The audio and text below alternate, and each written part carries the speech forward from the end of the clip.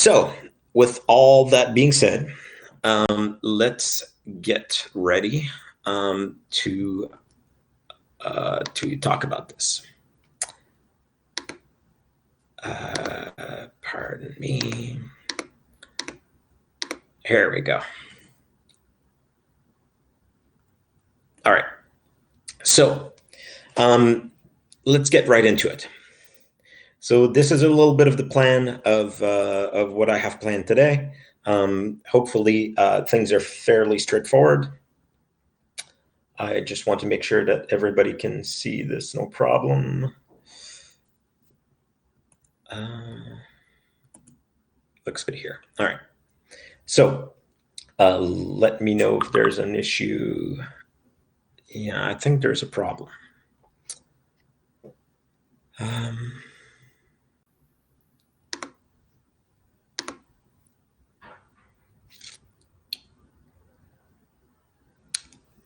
Okay, sorry for the technical problems.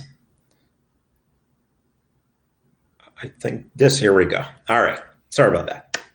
So, all right, the plan for today is the following. So there's a lot. Hopefully we'll get through most of it.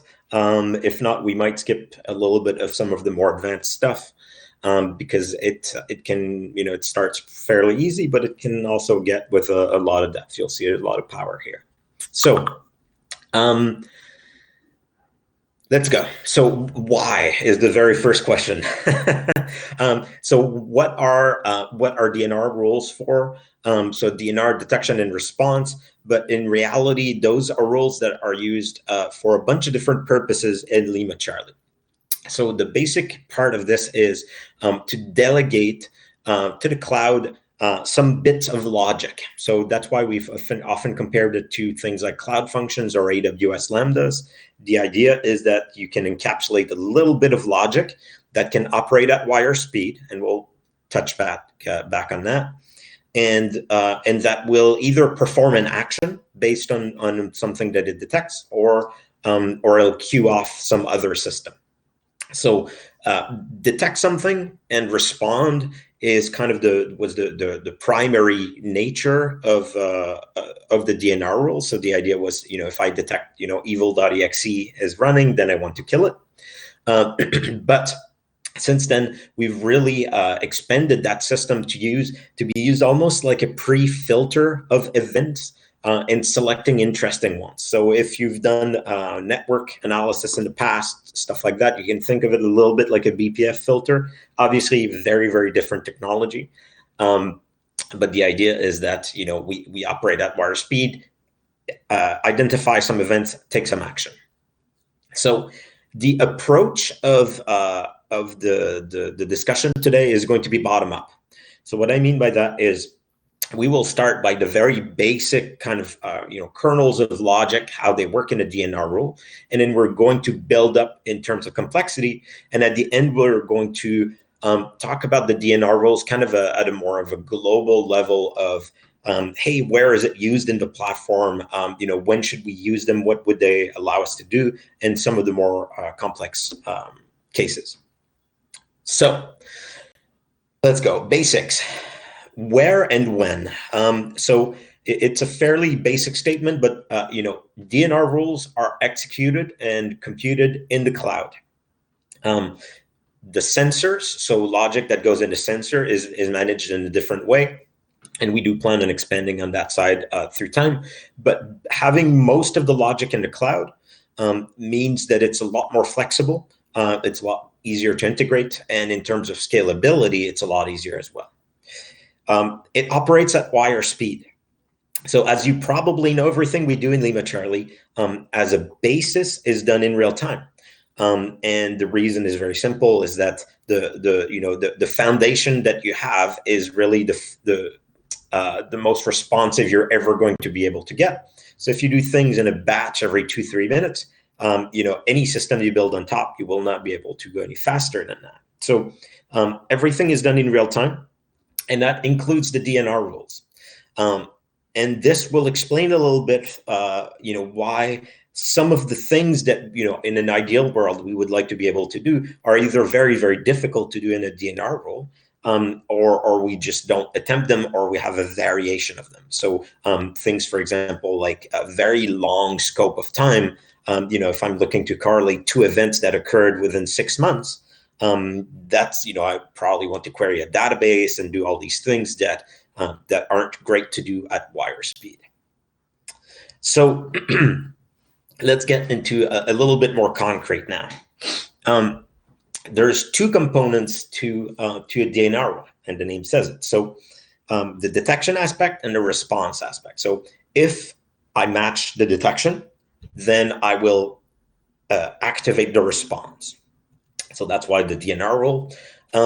You'll see that in some of the examples we'll go through, we often don't show the response, and we will talk about the response, but it's more straightforward, because usually it's on the order of, kill the process, send a task, report, an alert.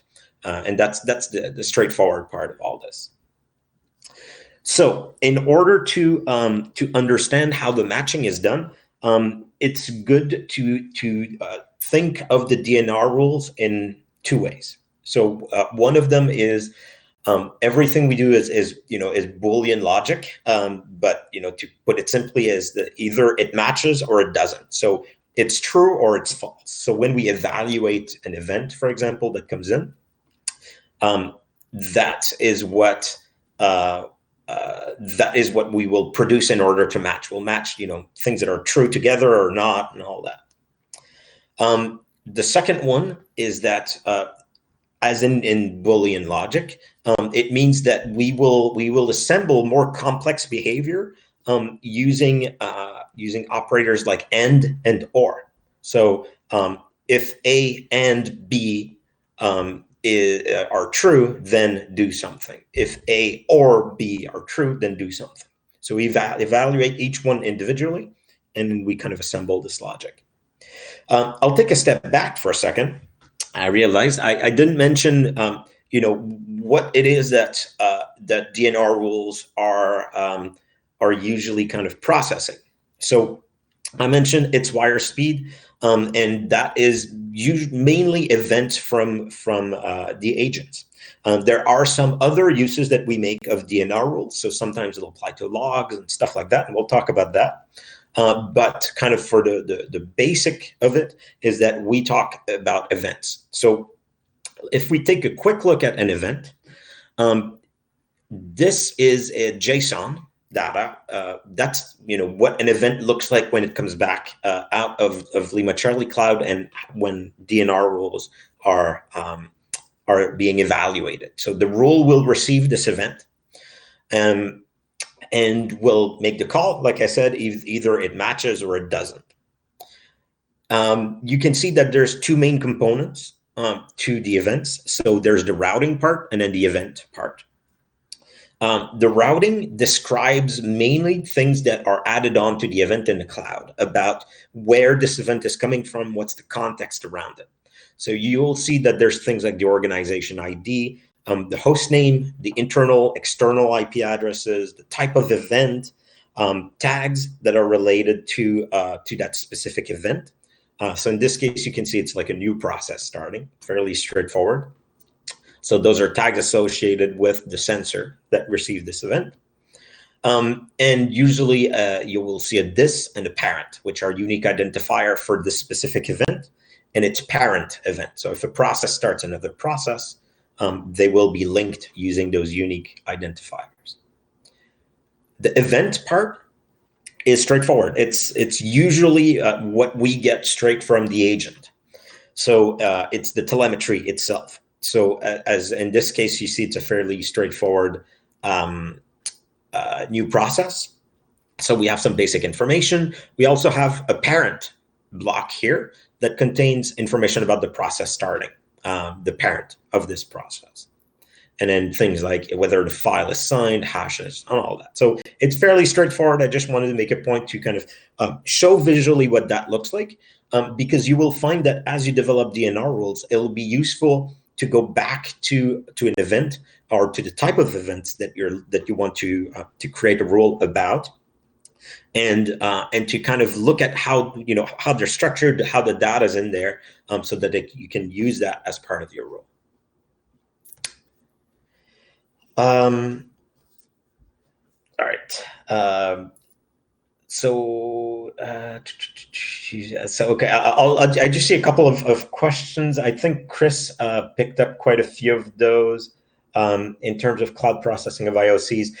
So one of the question is kind of, is using a D&R rule similar to using backstory? Those are pretty backstory, Chronicle backstory to Google product. Those are pretty different things. But there's an overlap in the sense of, I think you mentioned processing IOCs. Yes, that's a great example. So detecting either a specific behavior or a specific indicator of compromise can be done using a D&R rule.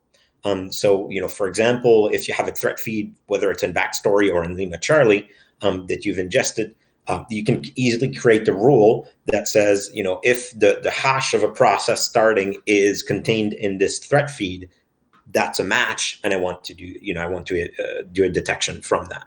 And you'll see some of the examples that come from that. We'll definitely get to that.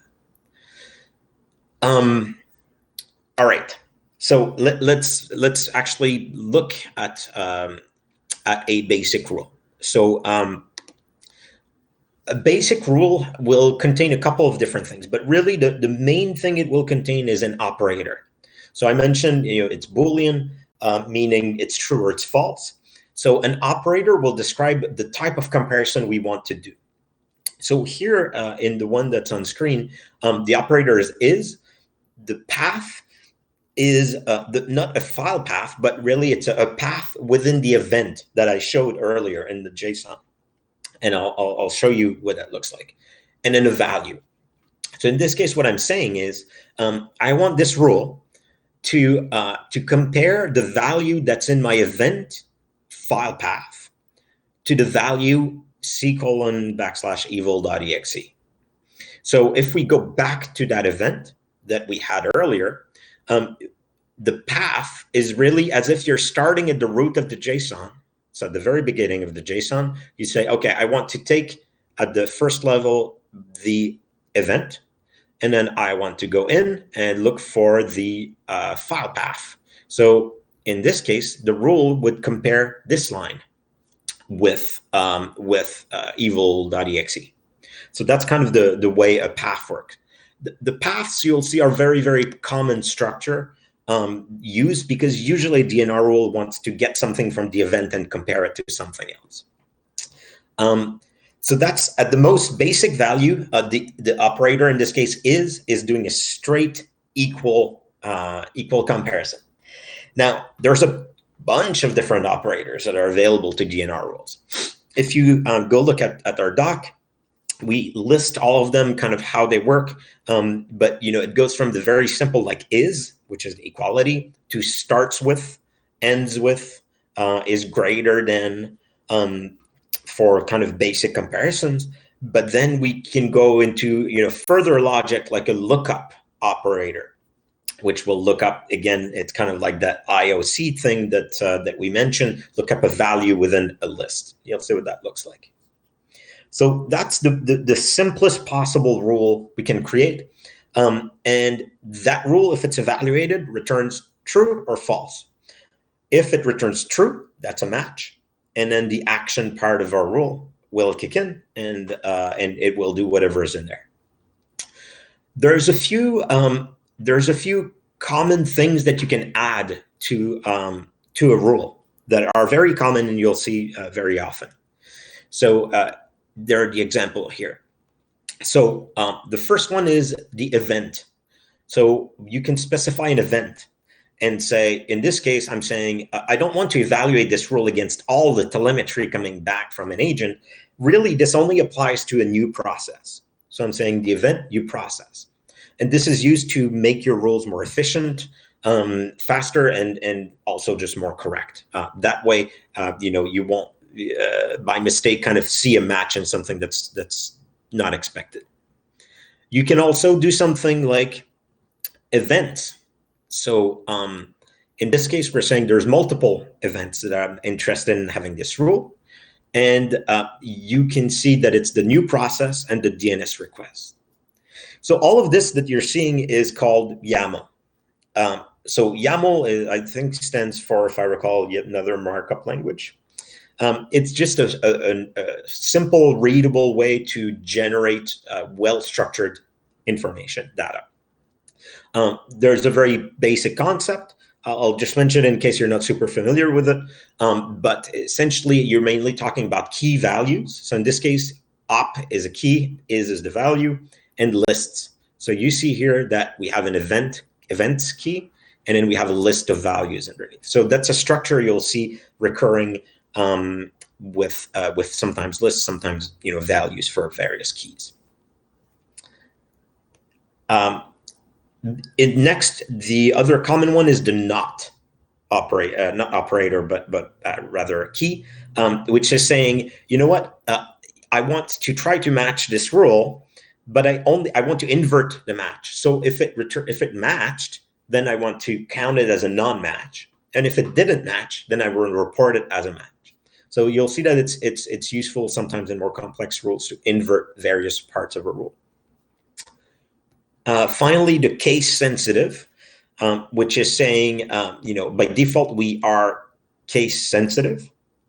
Various uppercase, lowercase will matter. So if you put case sensitive false, you're saying that, for example, the value in the file path, even if it's, evil with a capital E, it should still match because we don't want to consider case sensitivity.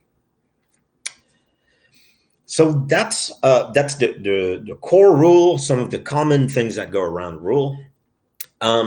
Now, a rule alone by itself doesn't do a whole lot, right? It's just a single evaluation. So I mentioned that we can and or various rules. So what that looks like is, here's a basic example. So you will see that now what we're doing is we're embedding rules within each other, as sub rules essentially. So you'll see that the operator that we're using is the OR operator. We have a rules key, and then what's underneath is exactly what we saw earlier as a rule, but in a list. So I have a list of rules, and I have this one, and then I have the second one. So the idea here is that we're saying evaluate the first rule that's under here for evil.exe, and then evaluate the second one. And if either of those is true, then we will report this rule as a match. If we change this to and we said if both of these rules are a match, then I want to report this as a match. You can see in this specific example, it doesn't make a whole lot of sense because we're doing an equality on the same value for two different values. So it's impossible for those two values to be true at the same time. So we used an or in this case. This structure of having an operator or and kind of embedding under it other rules is very, very common. And that's how you will achieve kind of really detailed selection of the types of events that you're interested in. All right. So actions. I mentioned a little bit the actions. Actions are actually very, very straightforward. So if I go and look at our doc, I'm just actually going to go and look at the actions. You'll see our documentation sometimes will display D&R rules as JSON. They're conceptually the same as the YAML. So again, it's all the key value stuff. So you can see in this example that we are saying that there's a task action that allows you to send a command to that agent. And we'll get into examples what that looks like and how you can really do them. We have a report that allows you to generate a detection or an alert. And And that can either show up, in your dashboard, or you can use that to queue off other systems or other services, like we talked about last week. You can add tag, remove tags from an agent with a time to live. So for 30 seconds, I want this tag to be applied. You can add variables. So we'll touch a little bit on we will touch on variables. They are to keep a little bit of context for that agent. You want to keep a specific value from one rule and use that value in a different rule. So you can do that as well. And finally, a service request.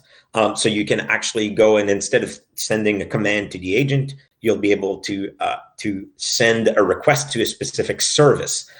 In this case, the example displayed here is the dumper service. So what that means is, here I'm requesting a full memory dump of that box, and the memory dump will be kept for 3 days. So those are some of the actions. The action part is not going to be problematic. It's a list of actions that will be straightforward. So really, we won't spend too much time on that.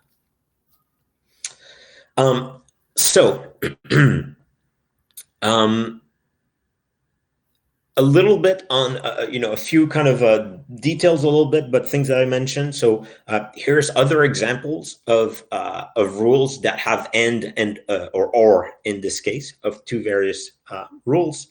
And you can see that we are trying to highlight here the use of not, of the inversion.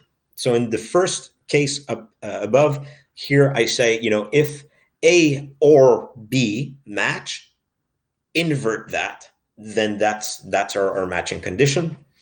And then in the second example at the bottom, we're doing something slightly different. We're not inverting the whole thing, but rather we are inverting a specific subrule, so the first subrule in this case. So in this case, we're saying if not A or B matches. So this is just kind of a basic example of what that looks like. So let's look at a little bit of more complex examples. Let's start with lookbacks. So a lookback, here we can see an actual full D&R rule. Before we were looking at the detection part of a rule, and I mentioned the actions. Here we're looking at a detect component and a respond component of the D&R rule. This example is actually an example that that I use myself to test like the D&R rule system. And what I'm saying is, if the operator is contained, so we're saying if a value is within another value, we're looking only at new processes. The value the path in the event we're looking at is the command line. And the value is LC tracer test, an arbitrary string. So this rule is saying if the value LC tracer test is found within any command line of any new process starting, I want to match that. The respond is doing two things. So you can see it's a list of actions. So the first action is a report. Fairly straightforward. So generate a detection or an alert, and the name of that alert is going to be tracer. The second one is task. So send a command down to the agent, and that's really where the lookback comes into effect. The command that we want to send down to the agent has two values. So commands can be sent as command line. In this case, we're showing it as a list. Clearly kind of tokenized list of what we want to do. We're issuing the command that's called deny tree. The deny tree says, I want you to kill not just this one process, but this one process and everything it's done under. So any other processes it has spawned. So I want to destroy the whole tree. And to do this, we have to identify what is that process we want to destroy. And we are using here a special value. So you can see we're using 2 angle brackets on each side. And that tells the D&R rules that this is actually a lookback value. So it means take the path that is between those angle brackets and don't send that as the deny tree parameter, but rather take this path and take the value in the incoming event, the event that we're looking at right now. Take the value that's in this position and then stamp it where this look back is. So what that means is, in this case, we're saying take the routing and then the this value that uniquely identified the event. So if I go in our event earlier, I look at the routing and then I look at this. So what happens is that this value gets extracted from the event and it gets stamped here. So when the command goes out, this is what goes out. So in this case, we're using this unique atom, so this value to tell the deny tree. This is this one process. You're not dealing with PIDs in this example, process IDs or anything like that, that can be a little bit uncertain or going by executable name, which is even worse. You're saying this very exact specific process and everything underneath. So that is that's an example of a look back. You'll see that you'll be able to use them in kind of slightly more advanced rules where you're not just reporting a detection, but you're saying, I want to take action on this. I want maybe to go and get the file that's referenced in the event. So you could use the file path to issue a file get or a log get or other commands that are like that.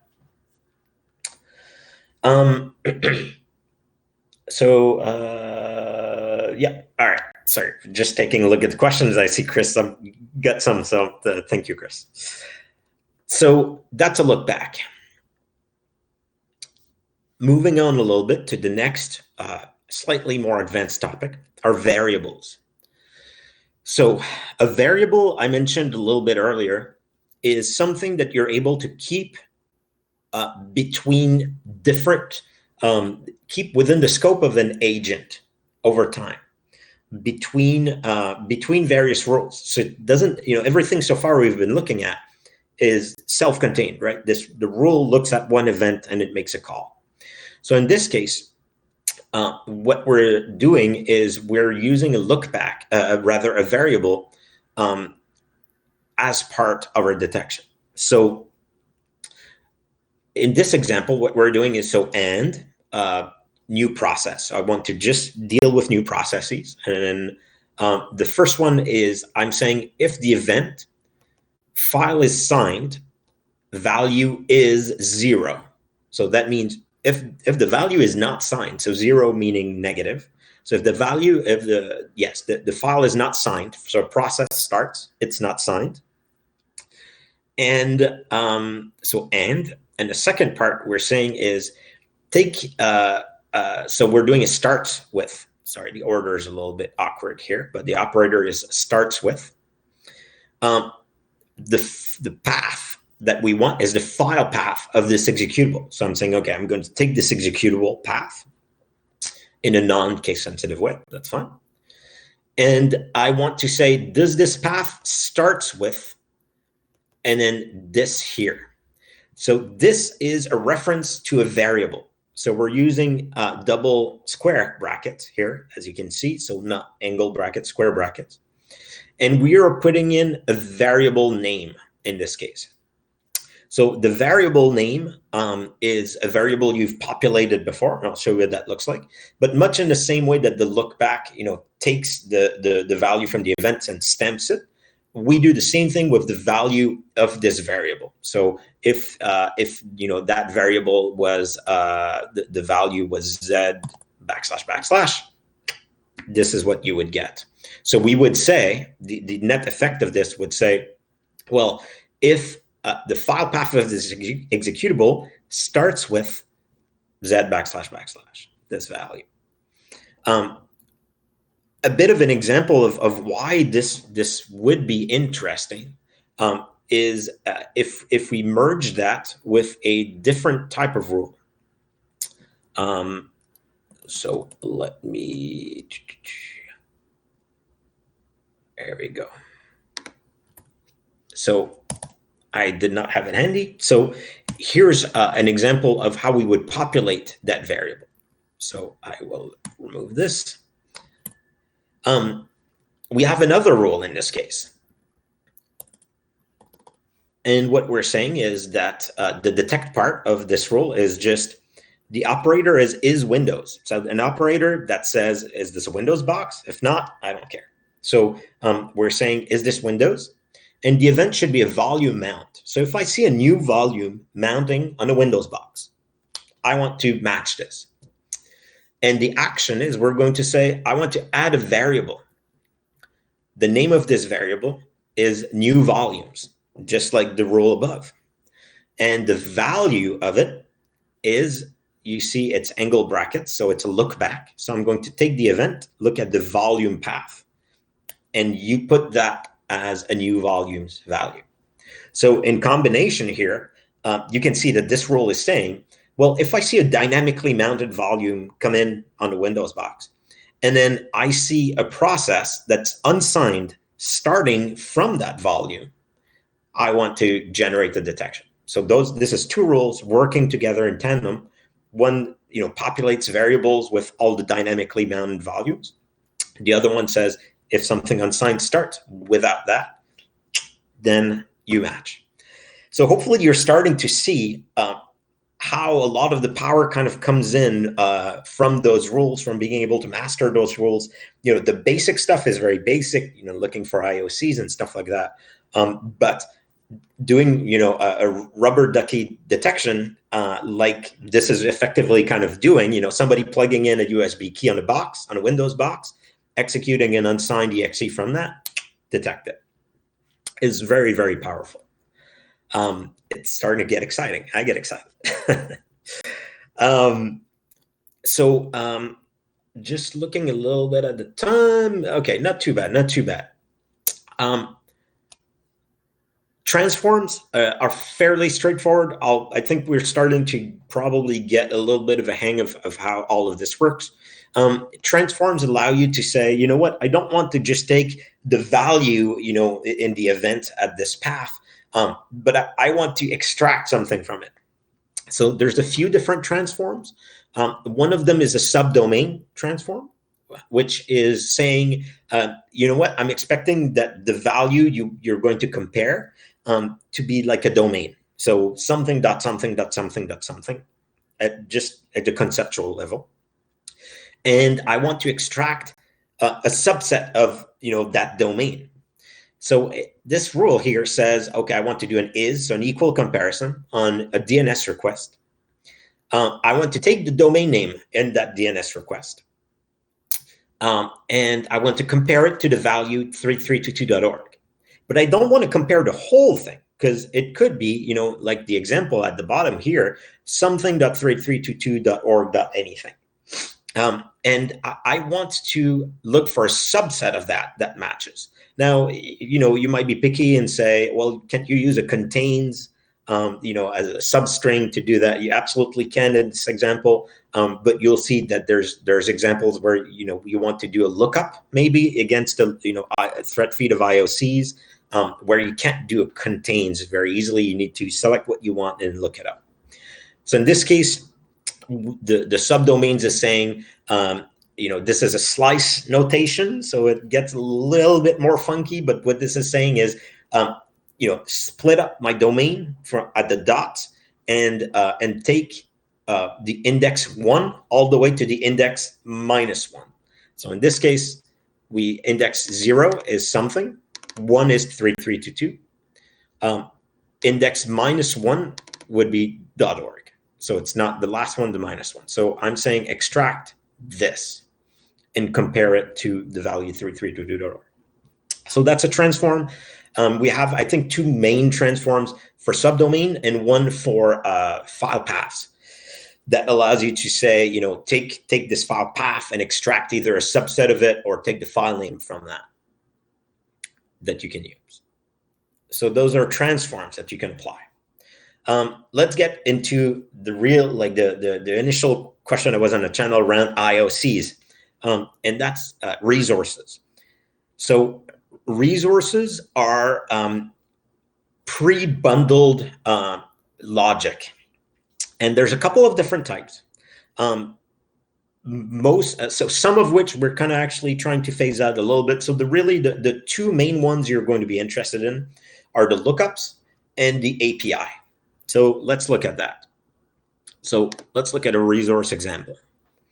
So if you've used LimaCharlie, you probably know there's a way that you can create resources within LimaCharlie, sometimes referred to as add-ons. You can create them. They can be public or private. And in the case of a lookup add-on, what that is you're taking a thread feed. Sometimes it's like new line separated. It could be JSON, it could be YAML, it could be an OTX pulse, and you import it within LimaCharlie, and you give it a name. So in this example, here's what we're doing. So we're saying do a lookup. So the lookup operator says take a value from the event, look it up against a list, and the path is a domain name. So pick up a domain name from a DNS request. And the resource that we want to look it up against is this.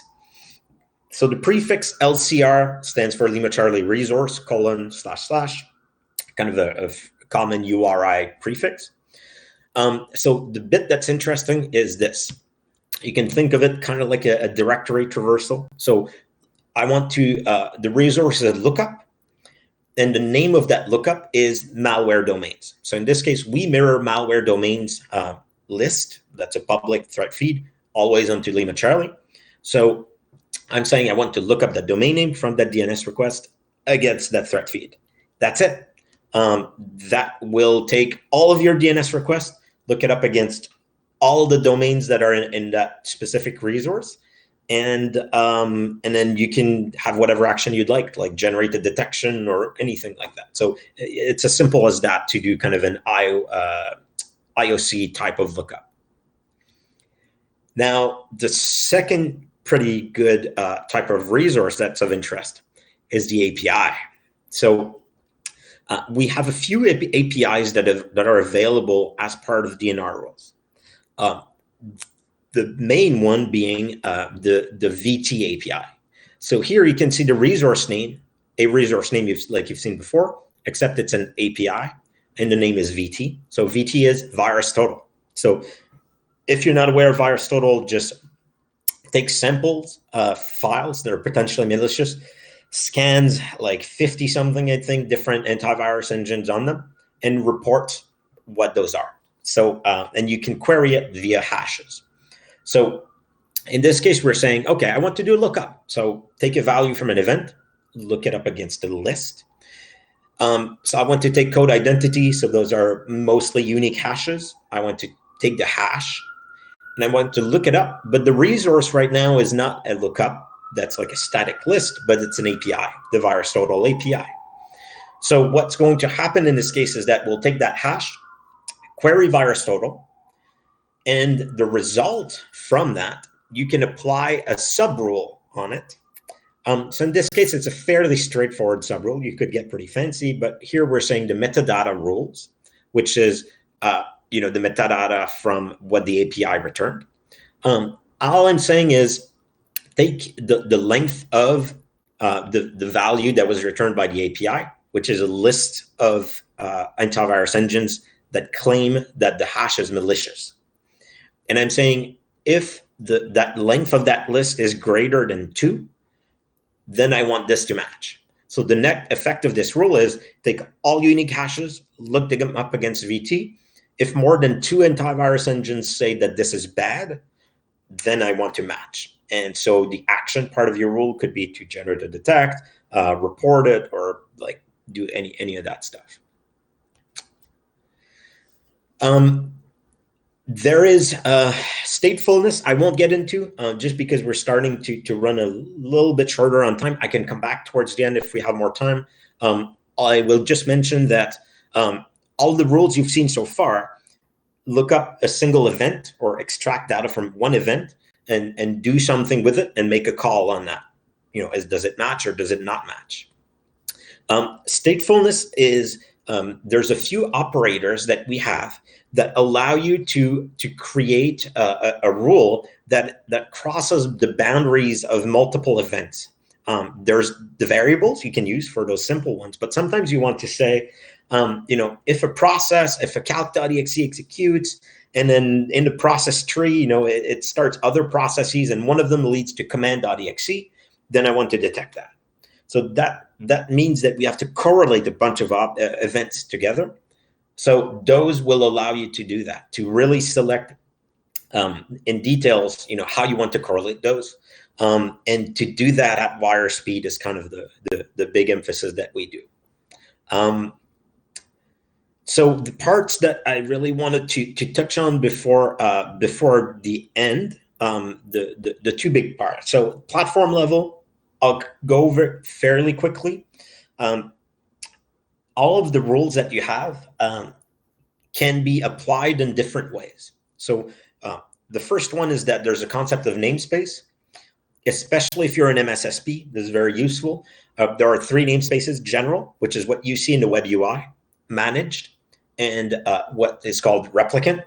It's really services. It's a historical name.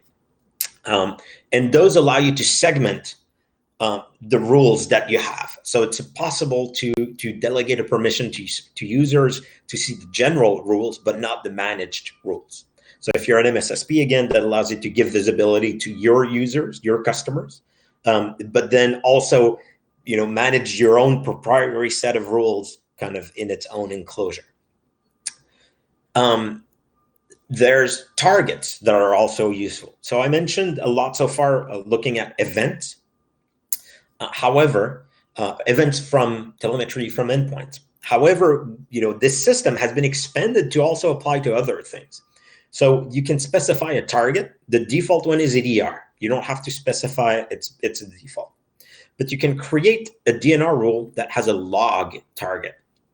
What that means is that those rules now, instead of applying to telemetry from the endpoints, will apply to log records from the external logs system that allows you to, upload bulk data like syslog, text logs, PCAPs. You can upload straight PCAPs, Windows event logs, prefetch files, Zeek files, Zeek logs, I should say. So we have a bunch of different formats that are supported.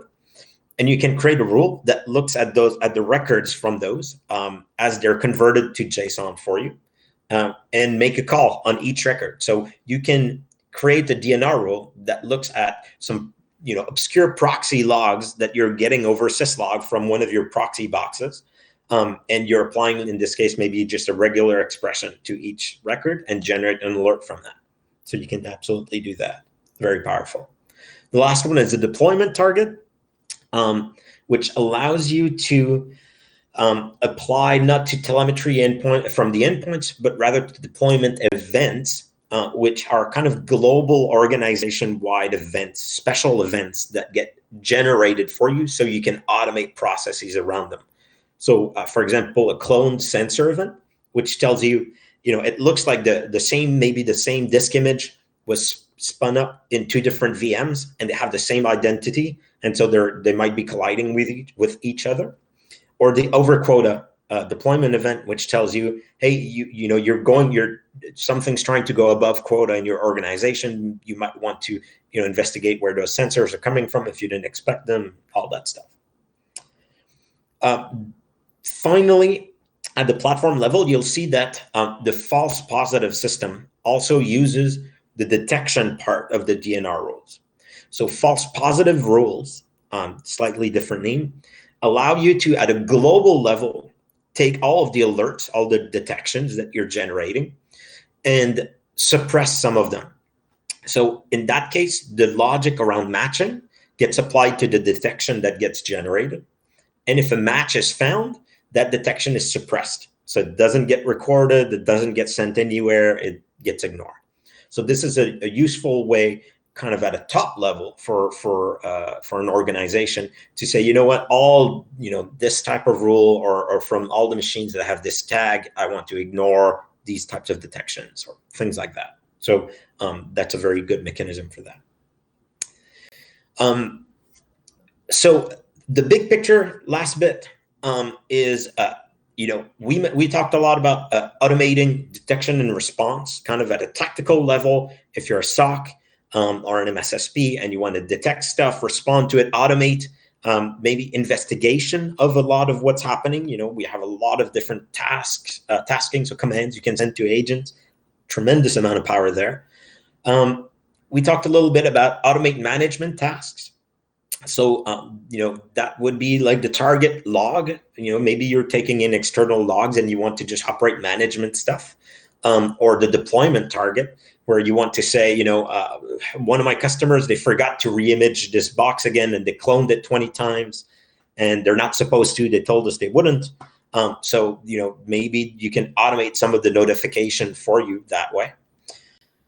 But really kind of the big picture is that those rules are used in a lot more nowadays. So they're used as building blocks for more complex flows in services.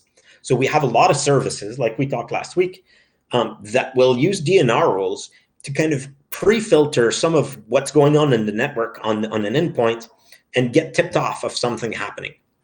So one of for example, service could listen for PCAPs being ingested in external logs and then do something with those PCAPs.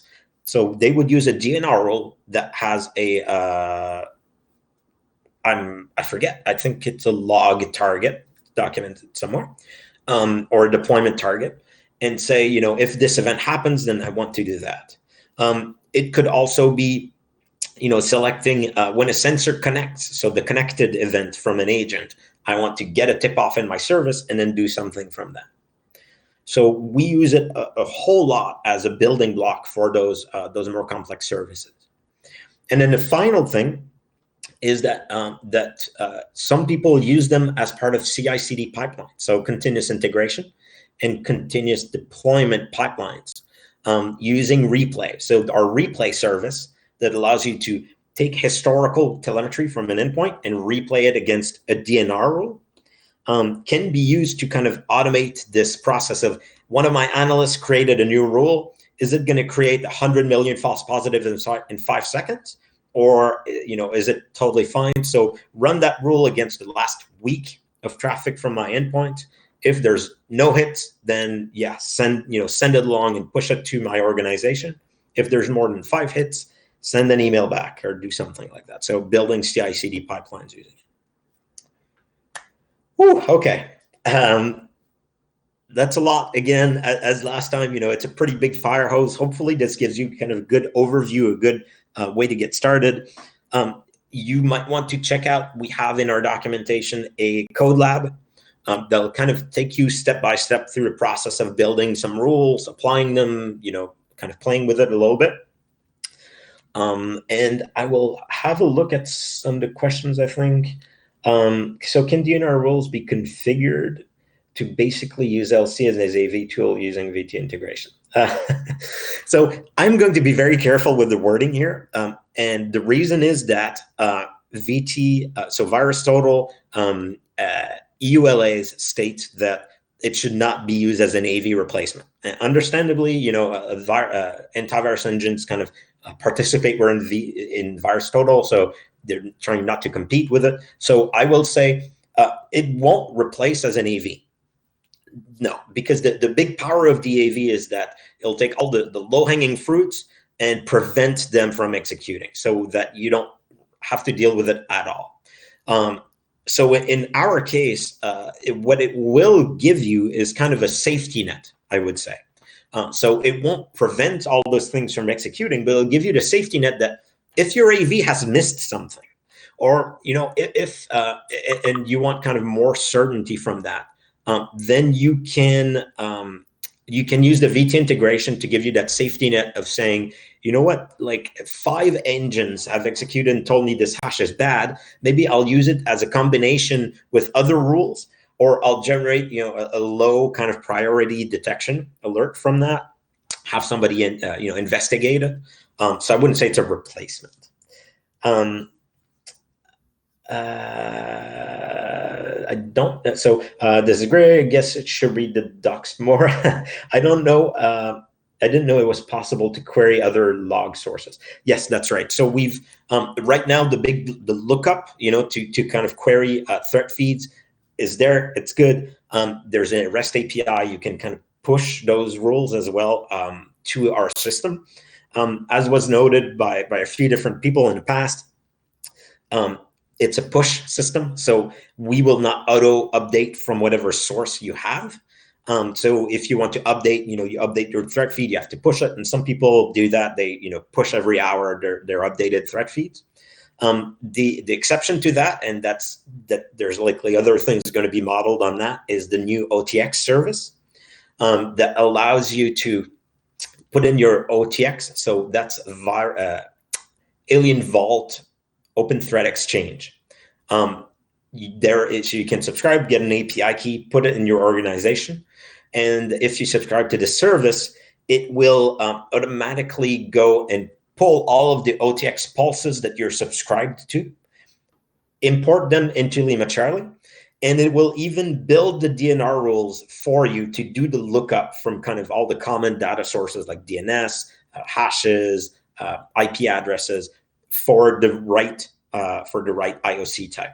So that's really, really powerful. It simplifies a whole lot, kind of that type of deployment of thread feeds. And we're very, very likely in the future to kind of extend that to more generic thread feeds around, you provide us a URL or an authenticated resource locator, and we go and pull from that, every hour, that kind of level of things. All right. I think you mentioned querying external proxy logs. I believe that is slightly different from thread feeds. Yeah, so that example was kind of meant to demonstrate a little bit the concept of going from not so much just a lookup, but rather applying the detection and response rules to the external logs as they come in. So in this case, what you could do, and your basic setup, is that you set up the external log system service to go and pull the specific proxy log files that you have on that box. So you have LC running there. You could also just install a script on that box that uses the LC command line interface, the CLI tool, to just push without a LimaCharlie agent. We support that too, those logs. And as those logs make it into LimaCharlie, then they get parsed. They get split up as record. Depending on a file type, they might get converted to JSON for you. Other services might also pull them off and do added, processing on them. But at the basic level, we take the text in. If it's just syslog, we'll split up by line. And then we'll take all of the D&R rules that you have that are of a target type log, and we will look them up against each record. I think actually I have an example that I did not show. Yeah, here's an example. So this is an example for Windows event logs. So you can pull Windows event logs, binary files from disk. You can, as they come into the external logs, they will get converted for you into JSON. So you can visualize them, but also you can build rules like this. So in this case, you're saying target log type is WEL, so Windows event log. And I want to end the following two rules. So the first one is if the event system event ID, so again, that's within the JSON. So if you looked at that log in the visualization tool in LimaCharlie, you would see that JSON and that path. If the value is 4719, and I totally forget what this is, I think it's a wiping of Windows event logs or something like that. And the event data audit policy changes is removed, then I want to generate the detection. You'll find a lot of those types of examples for external logs as part of the Sigma repo, the public repo of Sigma rules that we convert from the Sigma system. You can subscribe to the service, they get applied automatically, but the list of those rules, the D&R format of those rules, is available in that repo. And a lot of them are leveraging Windows event logs or sysmon. And you'll see that they'll go through this kind of rule set generation. So I think that's kind of mostly it. I don't see any questions at this very moment. So maybe the last thing I'll show around a little bit that I touched on, but I didn't demonstrate, was the stateful example. So here's an example of a stateful rule. In this case, we're saying the operator's matches. So this is going to be a regular expression. The event is a new process. I want to look at new process events, take the file path, and apply this regular expression. So you can see that it's saying, WinWord, Notepad, Calc, Outlook, a bunch of common kind of productivity tools. I'm saying if the file path matches any of those tools, so that's DEXE, I want to match that first part of the rule. Here's the stateful part of it. We're using the key, the with descendant part here.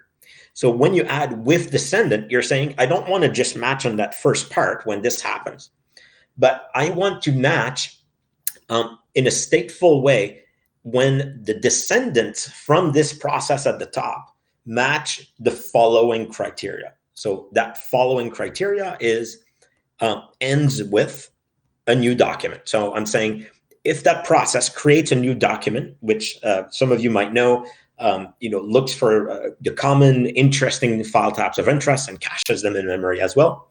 So if I see any of those that kind of pop up, where the file path of that document is .exe, ends with .exe, then that would match.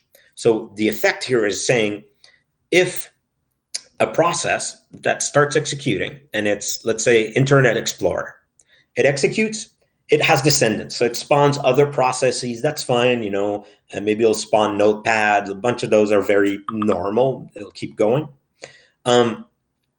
But at some point, one of those descendants creates a new document. So it creates a new file on disk that the file path ends with .exe. So it creates a new executable on disk. That's very suspicious. So when that happens, then I want to just roll it back up to kind of the top here, that Internet Explorer, and match that. So you could generate a detection or a tasking or do any of those things. There's a lot more to kind of the nuances and ways that you can do matching in a stateful way. So I invite you to kind of look at the documentation for that, and obviously come in the Slack community, Slack channel. Always happy to help people. But you can generate some pretty interesting kind of more historical D&R rules based on that. Cool. So right on time. I will give it, let's say, another like 30 seconds just to make sure that if there's any final rules that are of interest, not final rules, rather questions, feel free to go in the chat and I can answer those. Otherwise, thanks a lot for attending. And for your questions, always makes it more relevant. If you have specific topics you'd like us to discuss, we really want to get into the rhythm of doing a lot more of those, because we've realized that the platform has a pretty incredible, it's pretty incredibly powerful. However, what we were missing in the past is kind of the communication of all of those features and understanding how they're done and all of that. Yeah. So that's where we're going to put the focus. Thanks. Happy that you like the webinar. Cool. So it looks like this is it. So all right. Well, we will catch you guys in the future. Thanks.